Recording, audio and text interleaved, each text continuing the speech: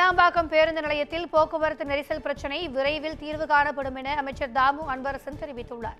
செங்கல்பட்டு மாவட்டம் கிளாம்பாக்கம் பேருந்து நிலையத்தில் அமைச்சர் தாமு அன்பரசன் தலைமையில் அதிகாரிகளின் ஆய்வுக் கூட்டம் நடைபெற்றது.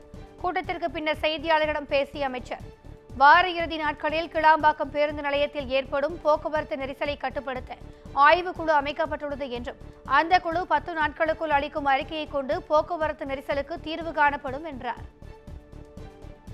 அதாவது சனிக்கிழமை பார்த்தீங்கன்னு சொன்னால், வெள்ளிக்கிழமை பார்த்தீங்கன்னா இங்கேருந்து தாம்பரம் வழியாக இருந்து செங்கல்பட்டுக்கு போக முடியாது. அதே மாதிரி ஞாயிற்றுக்கிழமை சாயங்காலம் இல்லை திங்கட்கிழமை காலையில் பார்த்தீங்கன்னா செங்கல்பட்டுலேருந்து சென்னைக்கு வர முடியாது.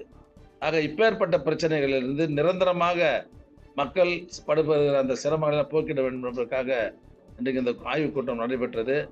ஒரு வாரம் 10 நாட்களுக்குள்ளாக அந்த ஆய்வு தருகிற அறிக்கையின் மூலமாக சரியான நடவடிக்கை எடுத்து போக்குவரத்து சிக்கலிலிருந்து மக்களை நிச்சயமாக பாதுகாப்போம் என்பதை நான் தெரிவித்துக் கொள்கிறேன்.